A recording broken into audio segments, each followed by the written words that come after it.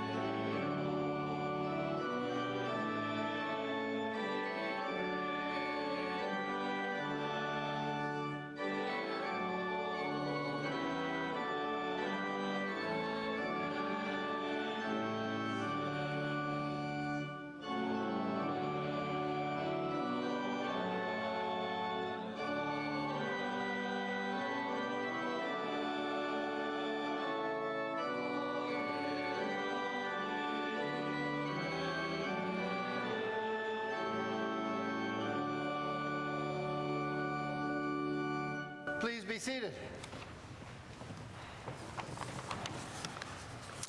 As we celebrate this Epiphany, we read from the Scriptures, Matthew's 2nd chapter, verses 1 through 12. In the time of King Herod, after Jesus was born in Bethlehem of Judea, wise men from the east came to Jerusalem asking, "Where is the child who has been born King of the Jews?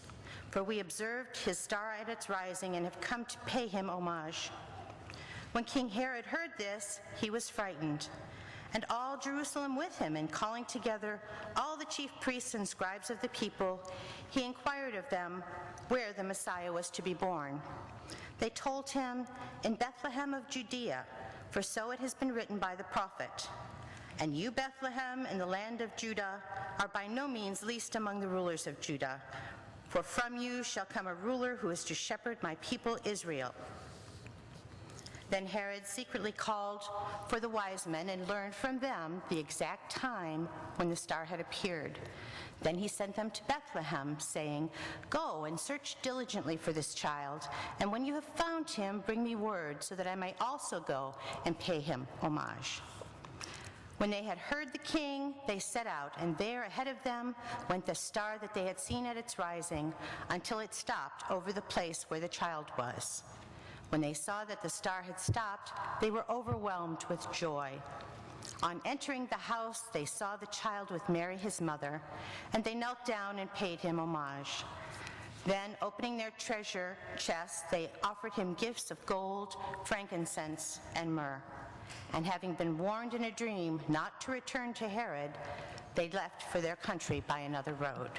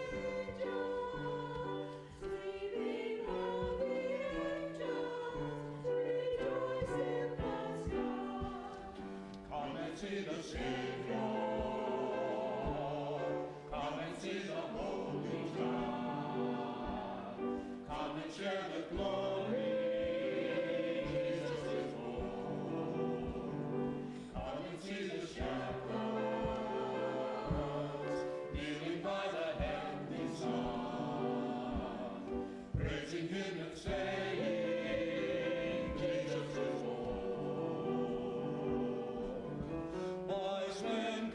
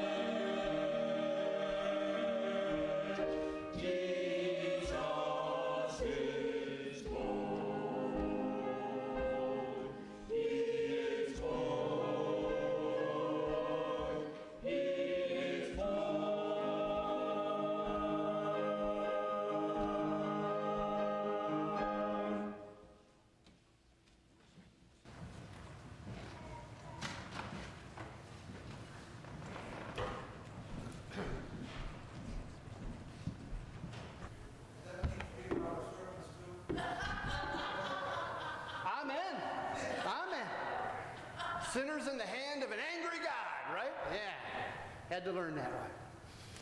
So, Epiphany Sunday.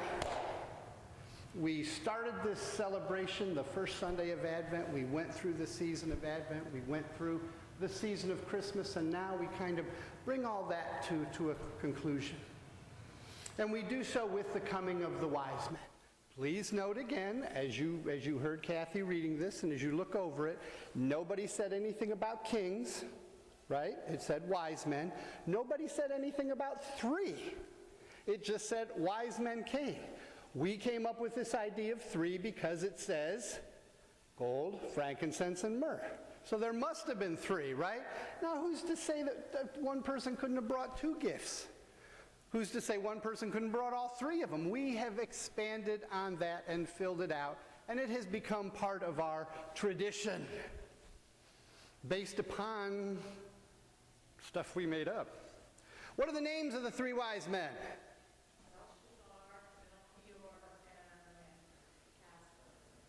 No, Casper's the ghost.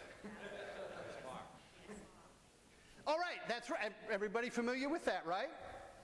I will give you every bit of the church endowment plus my salary for the next 14 years if you find that in the Bible anywhere. Pretty safe bet you won't. It's not there. We have made it up. And it's become a part of our tradition of what we believe and what we hold to be sacred and true. Part of our tradition also is that when you come to church, when you participate in the life of the faith community, that you will give. Now here's another tradition that I think we should go back to. How much did you used to give when you came to be a part of the church, especially in old New England? I've been doing research on New England. 10%. You gave 10%. That was the expectation. 10% wasn't part of your giving. That's what God was due. Your giving was anything over the 10%. That was tradition. I like that tradition. I think we should go back to that one also. Do you realize how much money we would have at our disposal if everybody gave 10%? It was in kind. Ah, thank you, Pat. It was in kind. It was in kind. So maybe it was a cow. Or pies. You got your salary and potatoes cold. And chickens. Things were different. It's really only been in the last 75 years or so in the life of the American church that money has become the driving issue. Up until then, people gave because it was important to them. It was important to them being faithful members of a faith community. And the wise men were used as the example continually. See, they brought gifts. They offered up before Jesus. And that's great and that's fine, but not many of us are wise men or kings or however you want to look at them with that kind of stuff at their disposal. So it was not too long ago that an individual, a person became kind of tired of hearing about that, about the money and the giving and the gifts, and they began to see the commercialization of the Christmas season. And they came up with their gift to the world to try to get that idea across. You know what that gift was? It was a song. You know what that song was? Anybody want to take a guess?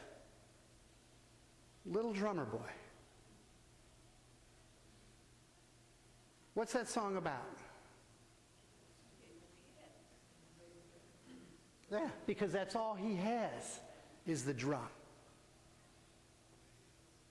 standing before, kneeling before the Christ child, realizing this gift bestowed upon him, bestowed upon all of humankind.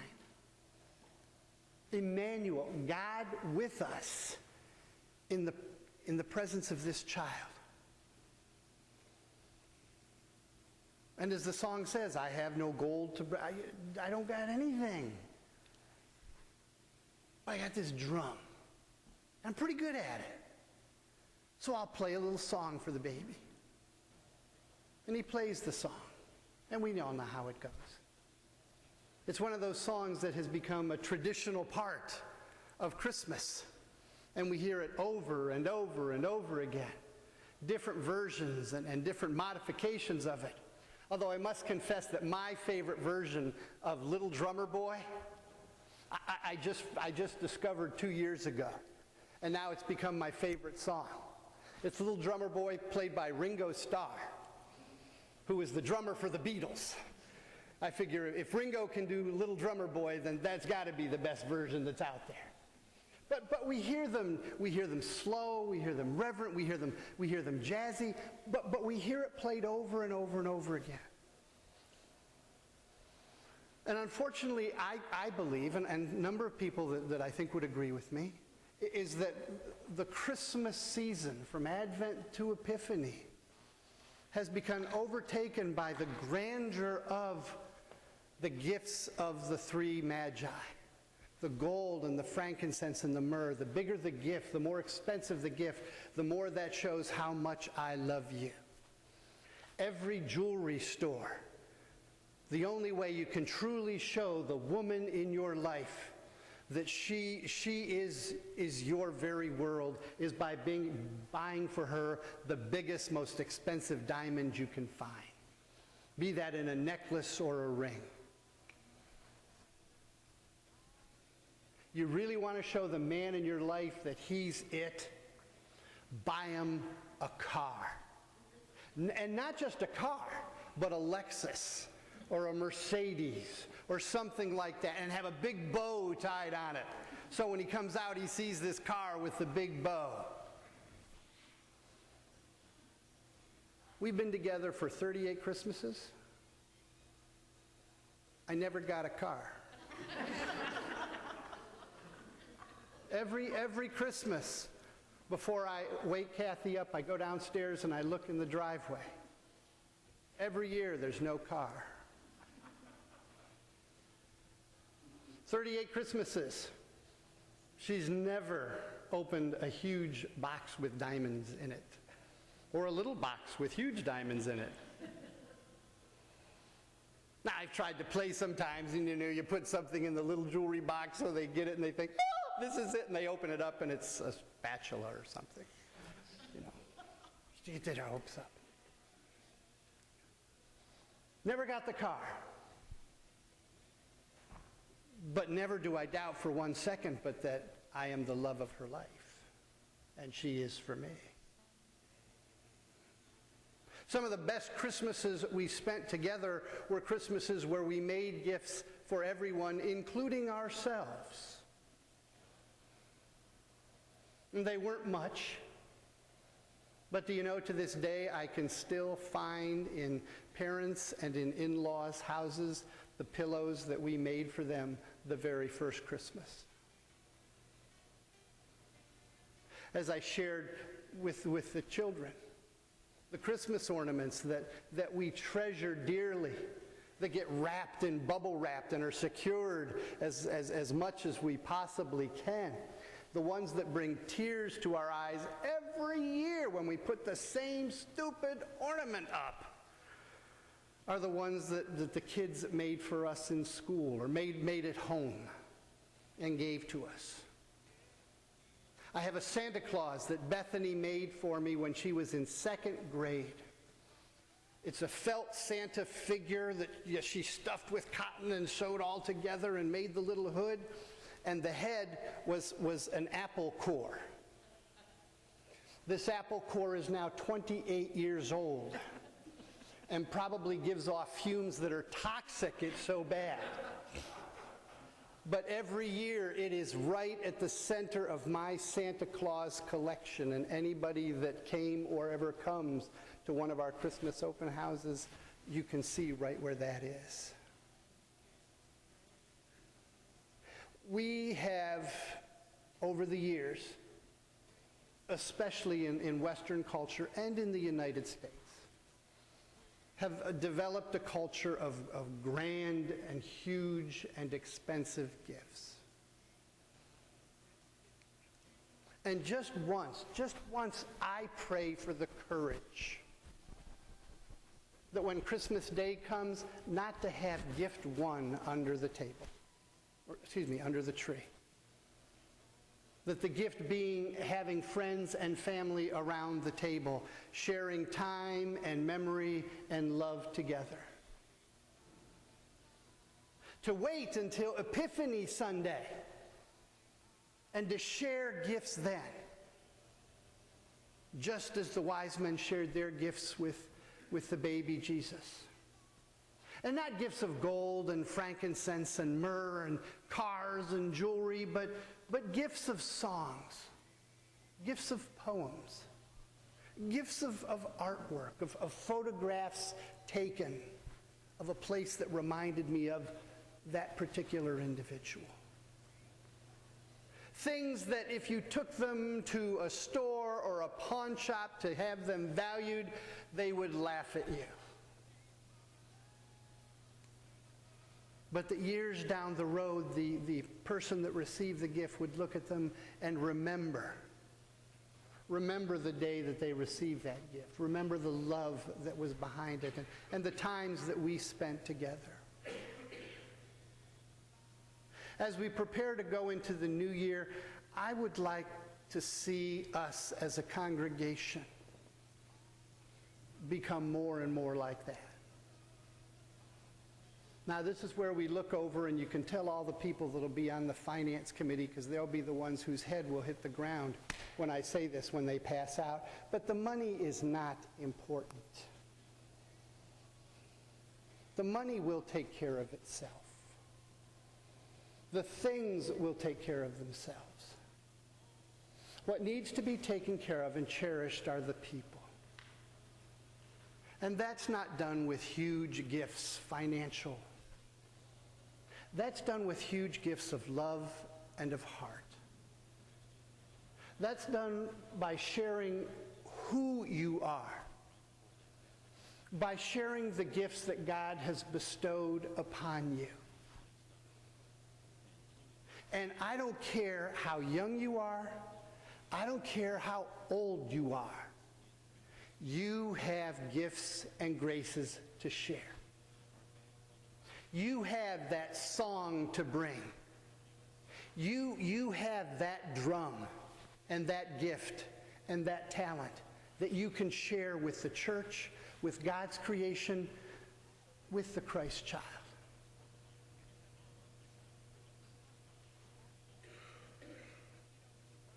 For me, Epiphany begins the new year. It's that time for us to make the resolutions, to decide who we are, who we want to be.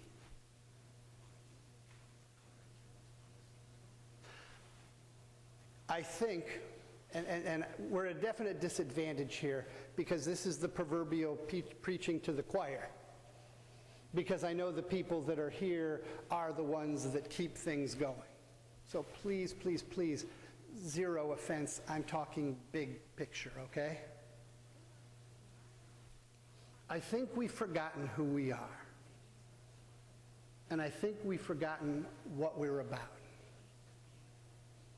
I think we've forgotten to appreciate and accept the gifts that God has bestowed upon us.